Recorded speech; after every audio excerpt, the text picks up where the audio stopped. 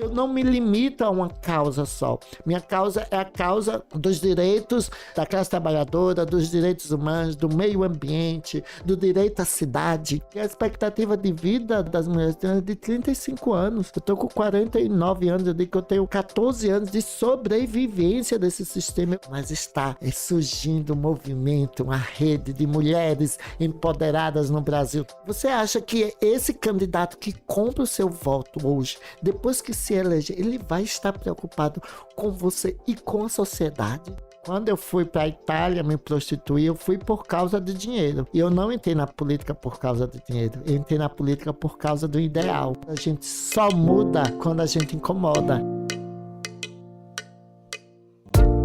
Sejam todos muito bem-vindos ao Casa de Sopapo, o seu podcast de política e sobre política, produzido pela Sete Comunicação Estratégica com apoio da Select Investimento.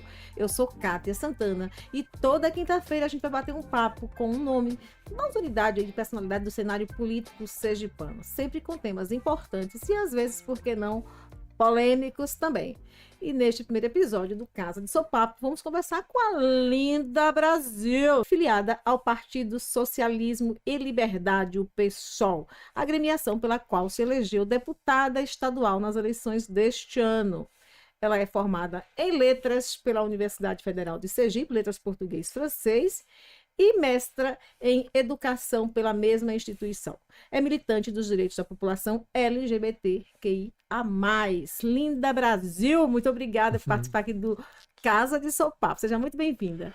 Olá, Kátia. Estou muito feliz e honrada, né, de ser a primeira participante aqui desse bate-papo, né, e dar uma saudação aí a todas, todos e todos que nos acompanham nessa discussão aí sobre política, sobre ocupar a política. Eu queria já falar exatamente sobre isso. Como é que é uma mulher trans no parlamento sergipano? Foi babado, tá sendo babado e vai ser babado, porque a gente tem essa perspectiva, Kátia, de não se deixar se seduzir, se cooptar por esse fazer político hegemônico, né, que sempre foi dominado por homens brancos, cis, héteros, e entrar com essa perspectiva de provocar reflexões, transformação, passar para a sociedade também quais são as reais atribuições de um parlamentar, no caso agora como vereadora. Sim. Então está sendo vários,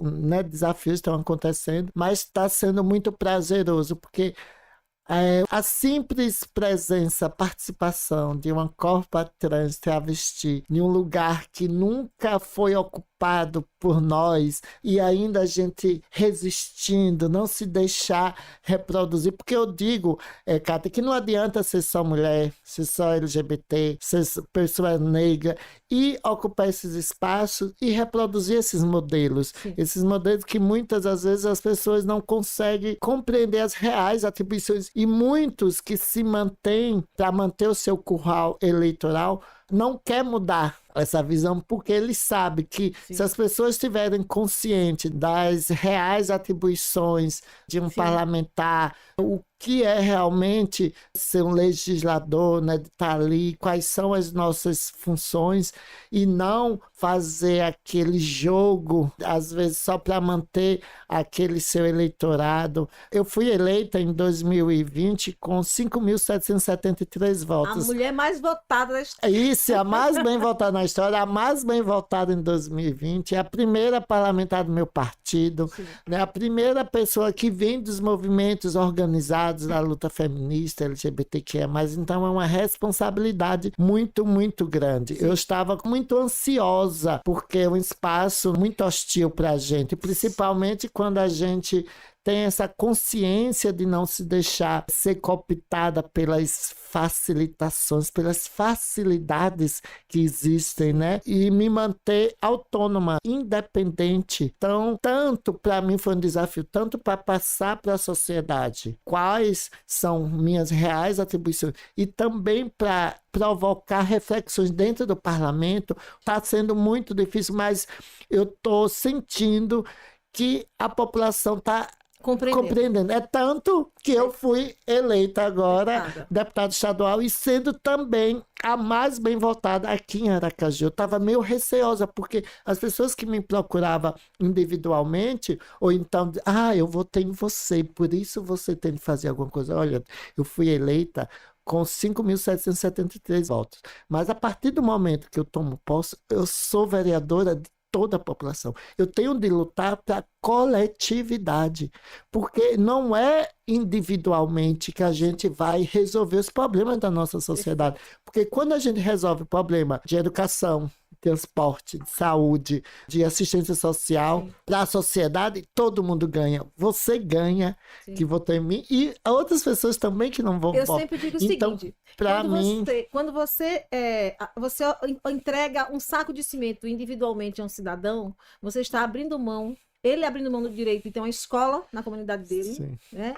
Ter uma creche na escola na comunidade dele, porque ele trocou a condição da coletividade por um favor individual. Exato, porque esse dinheiro não vem do bolso, do salário. Porque o salário é um salário bom, né? Por causa também pela responsabilidade do cargo, que é muito grande, né? As atribuições, as despesas. Mas ninguém vai tirar. É tanto agora, né? Na época de campanha, que a gente, infelizmente, acontece muito venda e compra de voto, que é ilegal. Mas as pessoas devem compreender, e eu percebo que as pessoas estão mais abertas, né? Mas se acordando para isso. Eu quero pegar duas falinhas aqui suas, 2 pontinhos de suas falas. Você fala de não reproduzir esse modelo que é comum nos parlamentos. Que modelo é esse na sua cabeça? Sim, são vários modelos. Tanto fazer na campanha, né? Muita gente na época de campanha vem pedir, eu vou votar em você.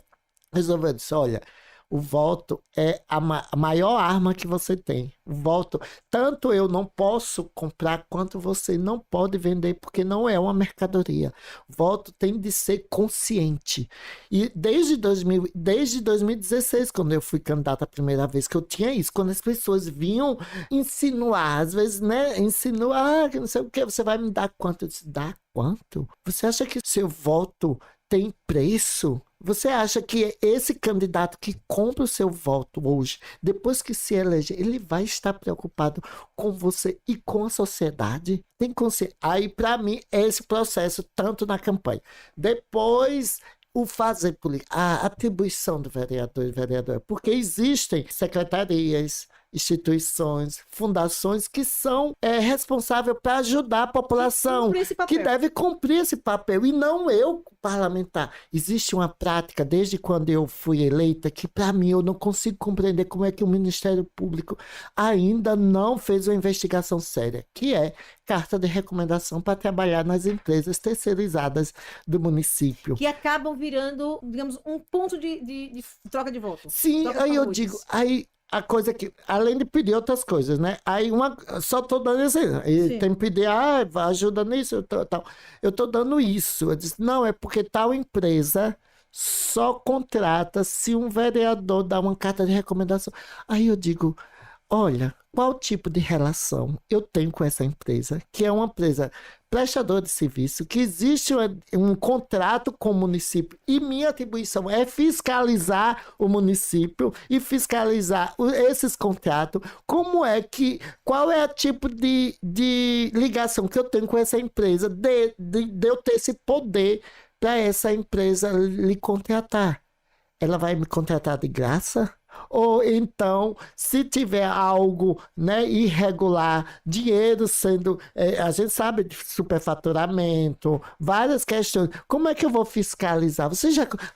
Eu percebo que as pessoas... É mesmo, linda. Olha, o que existe é uma empresa fundada, que é uma fundação que é ligada sobre a questão de trabalho, que é assim, que tem um banco de dados, né, para poder articular junto com as empresas, seja terceirizadas, seja outras empresas privadas, públicas, que prestam serviço, que promova capacitação, formação para disponível para todo mundo, e não porque um vereador ou aquele vereador indique.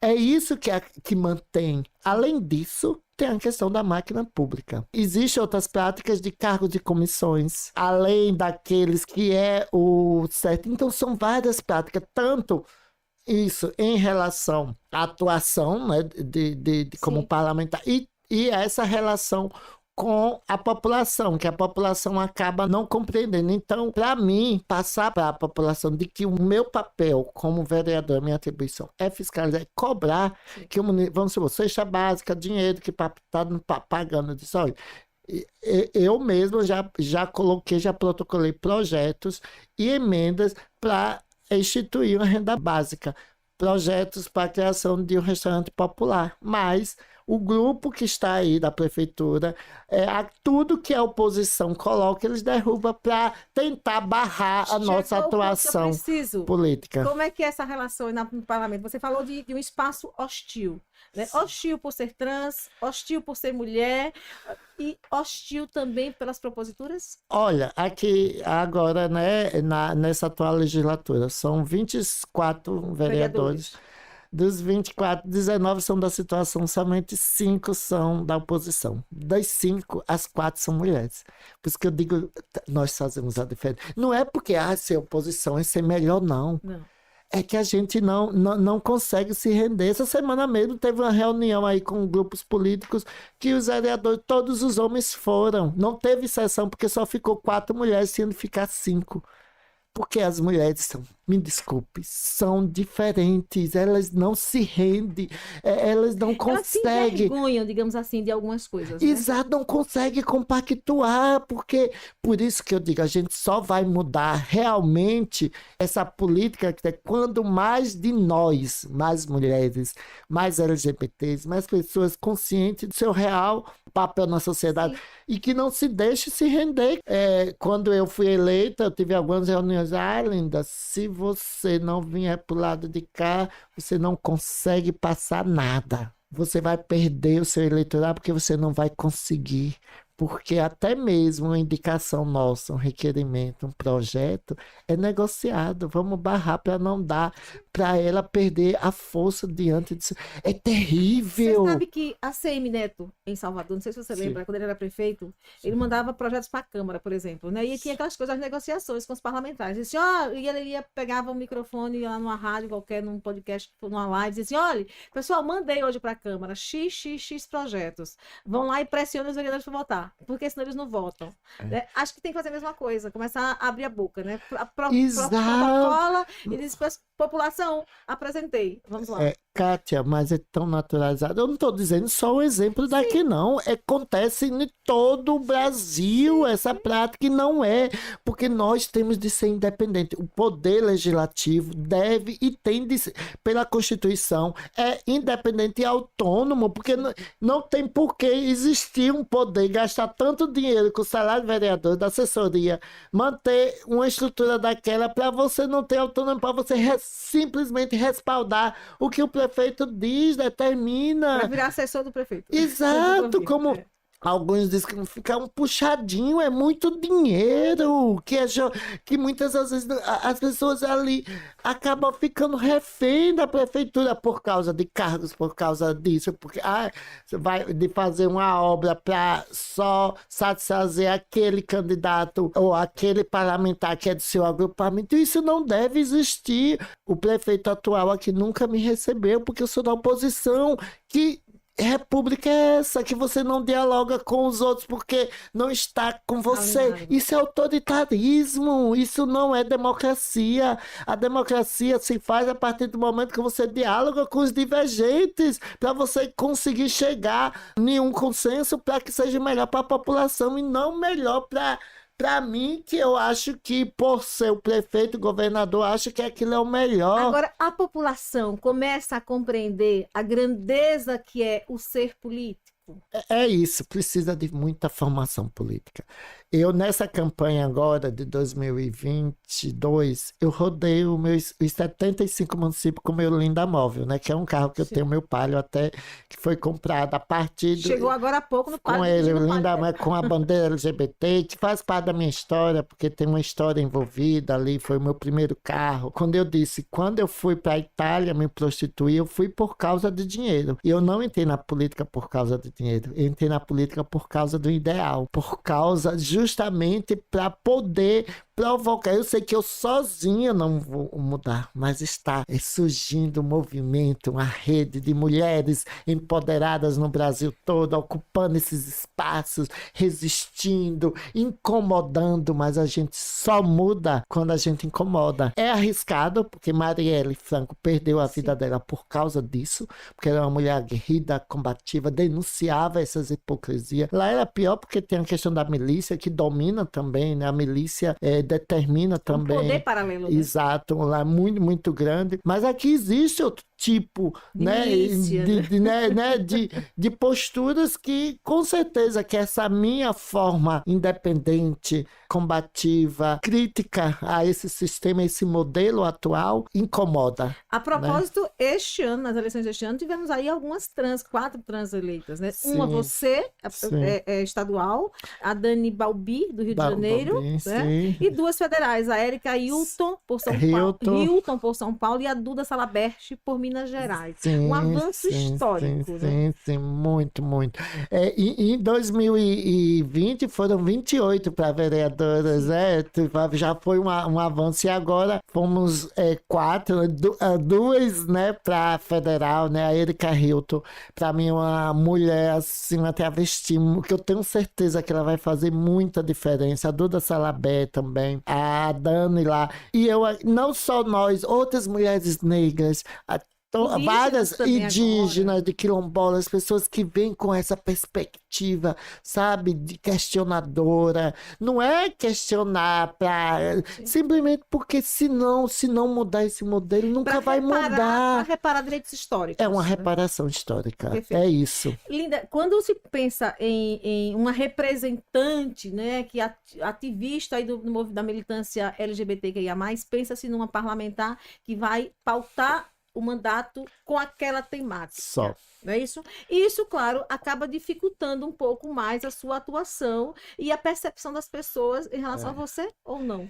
É assim, pelo fato de ser trans, né, as pessoas acham, não, só vai levantar a bandeira LGBT, a bandeira trans, não. E minha formação política vem a partir do movimento feminista. Eu fui formada politicamente a partir do movimento feminista, que esse movimento de mulheres corajosas, de as ruas, sem dinheiro, com cartazes, denunciando. E também quando eu ingressei na Universidade Federal de Sergipe, porque eu sou de Santa Rosa de Lima, eu sou de um povoado de Santa Rosa, e eu não tinha uma perspectiva, tinha até o jeito, eu dizia, Deus me livre, porque política é tudo igual, que não sei o que. Mas foi entrando na universidade, né, que no primeiro dia de aula, já no primeiro dia de aula, eu tive um embate com o professor por causa da negação do uso do meu nome social, tanto pela instituição de não colocar, né, no registro, no cadastro, tanto com o professor que ele se negou a usar. E a partir daí que eu fui me conscientizar. Quanto é difícil a gente ocupar. Eu fui a primeira mulher trans, cara, em 2013, há 9 anos atrás, a entrar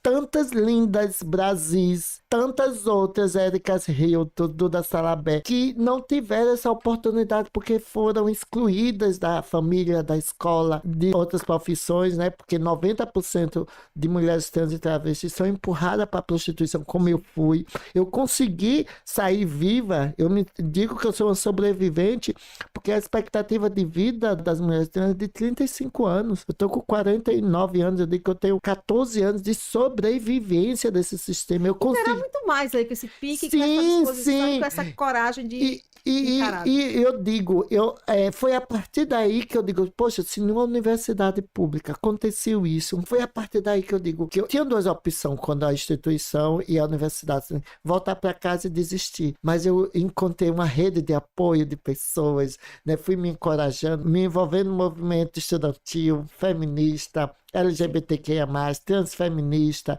conhecendo outros movimentos, como o movimento pelo direito à cidade, movimento de meio ambiente, é onde eu quero chegar. Por isso que eu acho que estou tendo essa visibilidade, porque ela não se resume à pauta LGBT. A minha atuação não se resume. É importante para mim, mas para mim, lutar por educação pública de qualidade também é lutar para que pessoas trans possam ocupar. Lutar a saúde, em geral, vai ajudar. Então, eu não me limito a uma causa só. Minha causa é a causa dos direitos da classe trabalhadora, dos direitos humanos, do meio ambiente, do direito à cidade. Quando a gente fala direito à cidade, que era um nome que eu nem sabia o que era, que eu só fui saber lá na universidade, que é um direito a um transporte público de qualidade, é um direito à moradia digna, é um direito à infraestrutura, saneamento, direito ao lazer, direito a ocupar espaço na sociedade e não ter divisões que só espaço pode, quem tem acesso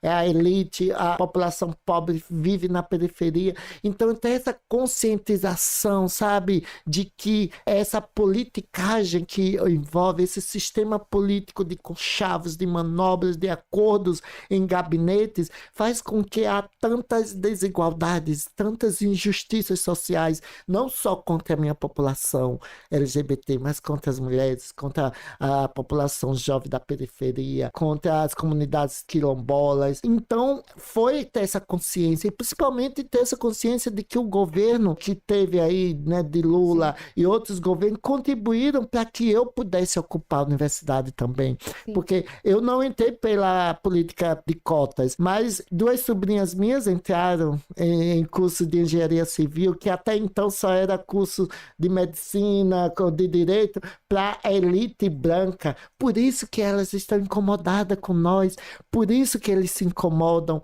né, com as mulheres aguerridas, independentes, e diz que é mimimi, com a população negra, com nós LGBT, distorcendo, dizendo que a gente quer implantar kit gay, ideologia de gênero. Sabe por que isso incomoda? Porque eles sabem que a gente é muito mais difícil a gente se cooptar por esse sistema, da gente se deixar ser dominada por essa estrutura. E é isso que incomoda eles, a elite que sempre dominou a política, dominou o processo da educação. Então, é isso, não é um discurso moral, não é um discurso de Deus, da pátria, da família, das liberdades. Usar essas terminologias, né? Deus acima de tudo, é uma forma de oprimir, de dominar, de catequizar as pessoas. Quando usam a família, aquela família tradicional, que é nessa família tradicional que há maior índice de violência contra mulheres,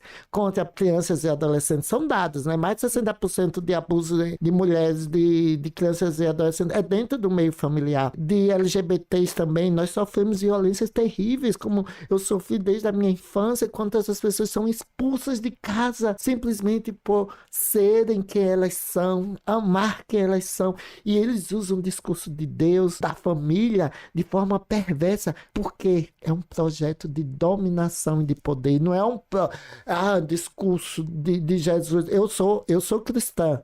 Eu acredito em um Jesus libertador. Jesus, ele andava com as prostitutas, com as pessoas que na sua época eram mais marginalizadas. Que não faz acepção de pessoas, né? E hoje eles distorcem tudo.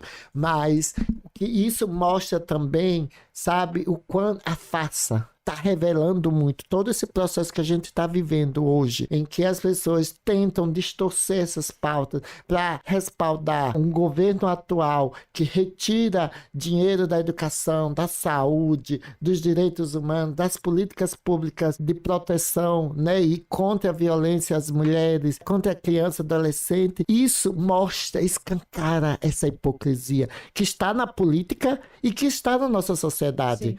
As fake news, por quê? As fake news dão muita resposta, porque nossa sociedade vive de mentiras, de farsas, e nós... E de preguiça de vive uma máscara social, e nós, por isso que eles nos atacam tanto, né? Você vê que a questão de gênero sexual é uma das pautas principais para tentar persuadir a sociedade, né? Distorcer. Olha para ali e responde. Você falou em cooptação, vocês já tentaram lhe cooptar na Câmara Municipal de Aracaju? E qual é a sua expectativa? Não é é uma pessoa, algo, é o Não, sistema, sim, o próprio sistema, desde o início, venham pra cá. Não tô falando de personificação, mas sim, de claro, sistema, nem toda, no processo de campanha. Até pessoas que indicam, tem que fazer campanha. Eu disse, não, esse modelo até de fazer campanha não é o modelo que eu quero ser eu mesma, eu não quero fingir falar. E o que é ser linda Brasil? Fala pra ele. É ser independente, é ter essa coragem, né, de transformar, que é um lema que a gente usa há muito tempo, né, nas nossas campanhas, coragem, né, para transformar e ter essa consciência, não se deixar se seduzir, se cooptar por esse sistema. Cara, o que desse sistema for de bom, tanto para a sociedade, para que a gente use, mas da gente questionar, da gente mudar essa perspectiva, tanto do fazer e tanto a visão que as pessoas têm sobre o que é ser político, e que as pessoas voltem a acreditar na política, que as pessoas possam ocupar, como eu ocupei, né, sendo a primeira mulher trans, que outras pessoas possam ocupar, que para mim a coisa mais importante é isso. Eu sei que eu posso ter várias limitações em questão de não conseguir leis, né, porque aprovar, né, em si, mas saber que eu posso inspirar, motivar outras pessoas a ocupar esses espaços e as pessoas repensar esse modelo, essa visão que tem sobre a política, para mim é o mais importante. Eu queria fazer um adendo aí. Você às vezes não consegue aprovar, mas você propõe, que é o seu papel, né? Aprovar é consequência de uma maioria ou de uma minoria, que no caso vocês minoria acabam não conseguindo passar as proposituras de vocês. Mas vocês fazem o papel que é propor. Vários, são mais de 30 projetos PLs, né, que a gente protocolou, a gente aprovou já 5 recentemente, que para mim foi um projeto muito importante, que é um projeto para criar bancos de emprego para as mulheres vítimas de violência doméstica, porque muitas mulheres às vezes retornam a conviver com seus algozes justamente por causa da dependência financeira. Então ter esse banco de emprego para que elas possam ter a sua independência financeira é muito importante.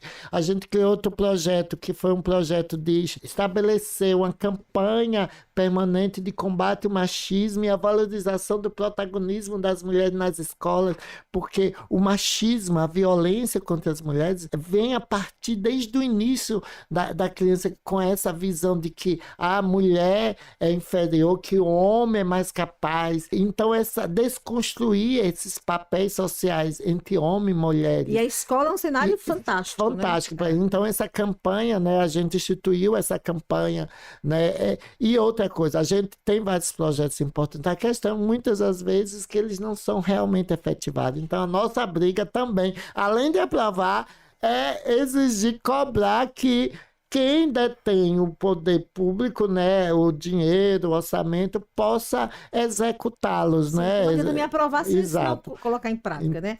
Você foi eleita para a Assembleia Legislativa com a votação muito bacana, aliás, ultrapassando vários outros nomes já consolidados na política, né? Sim. Qual é a sua expectativa na Casa Legislativa Estadual? Sim, é dar continuidade a esse nosso projeto, né, que era focado mais limitado aqui ao município de Aracaju, agora estender a esses outros 75 municípios. Para mim, Kátia, no período da campanha, ter ido aos 75 municípios foi muito importante. É como se eu tivesse me conectado através das estradas, através dos diálogos que eu tive com os moradores de cada cidade. Foi muito, muito importante eu conhecer a realidade de cada município e agora dar continuidade, voltar nesses municípios, ver quais são as necessidades, as reivindicações de cada município, fortalecer a cultura, fortalecer algo que para mim é fundamental para a gente realmente mudar, que as pessoas tenham sua independência financeira. O que eu percebi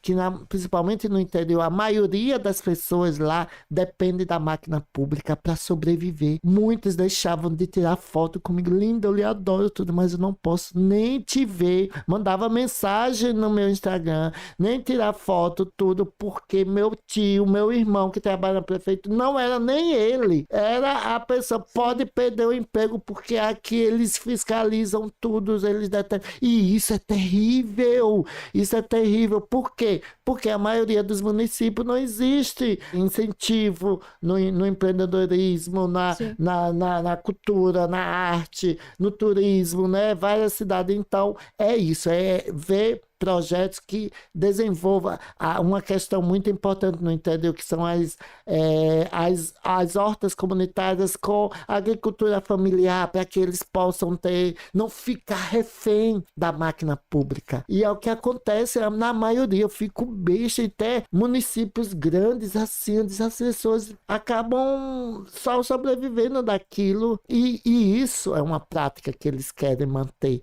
Porque se eles não mantêm isso, né, principalmente pelo fato de ser cargo de comissão, não é concurso público, quando é concurso público, acaba dando... Por isso que eles não querem pôr concurso público também, investir em concurso público, porque quando uma pessoa é concursada, eles ficam mais independentes. Dominar, isso tem que ter dominação, né? Mas quando é um cargo de indicação, né, que é indicado um cargo de comissão que não tem estabilidade, aí as pessoas ficam com medo. Várias pessoas, linda, eu queria poder pegar esse material todo, mas não posso. Eu digo, meu Deus, então é isso, é poder fortalecer a agricultura familiar, a autossustentabilidade das pessoas, a independência financeira também dessas pessoas, para que a gente possa, que as pessoas possam voltar, não ficar refém dessa máquina, né?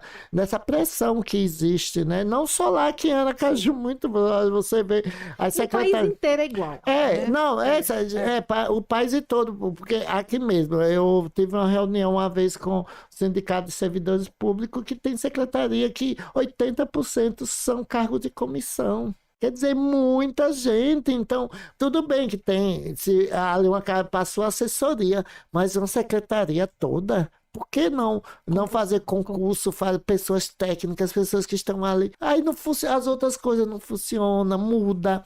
Gerente de posto muda porque um vereador fez alguma coisa, aí tira, como aconteceu recentemente, né, as indicações. Então, a qualidade do serviço... na verdade, a gestão pública, né? E acaba prejudicando o serviço, porque muda, às vezes não são pessoas especializadas, que não têm nem condições de estar ali gerindo um posto, administrando, não tem capacitação, formação. Então, prejudica tudo, a qualidade do serviço, tudo acaba sendo prejudicado por causa dessa concepção. Então, levar essa forma, eu sei que eu sozinha não, mas dialogar, ver como é que a gente pode incentivar o turismo, incentivar a questão do artesanato dessas comunidades. As comunidades tradicionais, eu tenho uma ligação muito grande com a Associação de Marisqueiras, da pesca artesanal, de pessoas dessas comunidades tradicionais que vivem aí muitas das vezes refém aí do poder público. Linda, você passou a fogueira da campanha, pulou, passou, se elegeu, bateu o frio na barriga e disse, agora, o que eu faço? Eu só vou ficar tranquila depois do próximo domingo, porque eu não adianta estar com essa concepção política com o atual presidente se reeleger.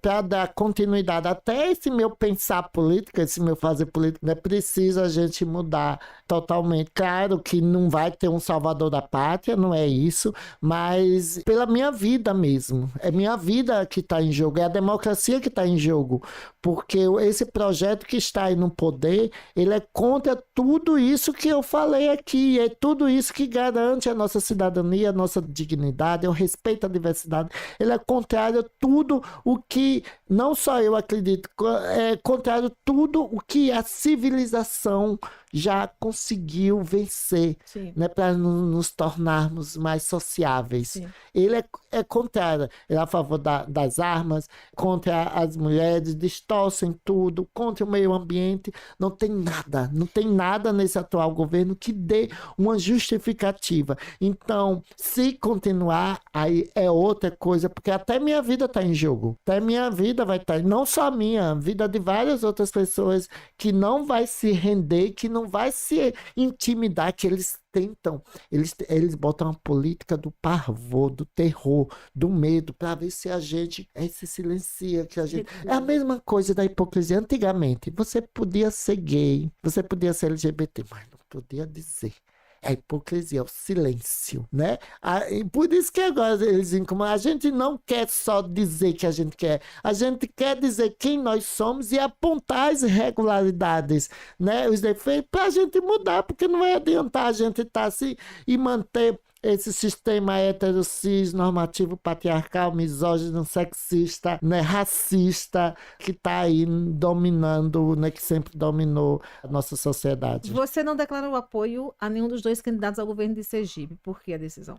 Meu voto, eu vou votar no candidato do PT, Rogério, eu já falei isso, mas eu tô dando prioridade a Luiz Inácio Lula da Silva, porque toda a minha energia é para isso, né, justamente por essa questão, por acreditar que se Lula ganhar, eu tenho certeza não, tenho muita esperança, né, que Lula ganhe, e se Lula ganhar, para o nosso estado ter o mesmo governador do mesmo partido vai ajudar o nosso povo. Eu tenho outras críticas que não é o momento, que não é a questão política, que eu não quero usar minha imagem justamente porque, independentemente dos dois que forem, eu vou ser independente, ou o que tiver de ser pro bem da população, eu vou votar. Eu não gosto de ser da oposição, não.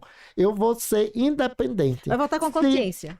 Não é, eu não vou estar num grupo e eu vou dar amém aqui um governador, mesmo se meu partido, como meu partido tá, né, com o Rogério, esteja no agrupamento, esteja no governo. Eu não vou votar porque eles querem, eu vou votar de forma independente. Se for projetos importante para o povo, que vai principalmente para a classe trabalhadora, para a população mais precarizada, eu vou votar, seja da oposição, seja, né, do atual governo. Então, para me manter independente, para não dizer, esse é o melhor, ou aquele, porque o povo vai decidir.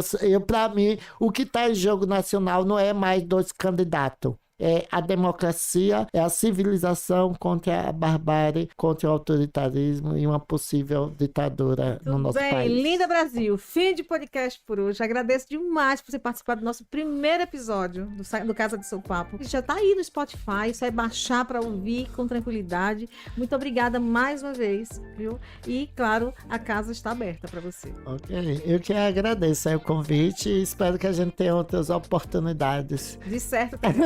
Grande abraço. Fica por aqui o primeiro episódio do Casa de Seu Papo, o seu podcast de política e sobre política. Sempre um episódio novo toda quinta-feira pelo Spotify. É baixar e ouvir de graça. Você vai gostar, tenho certeza. Grande abraço e até mais.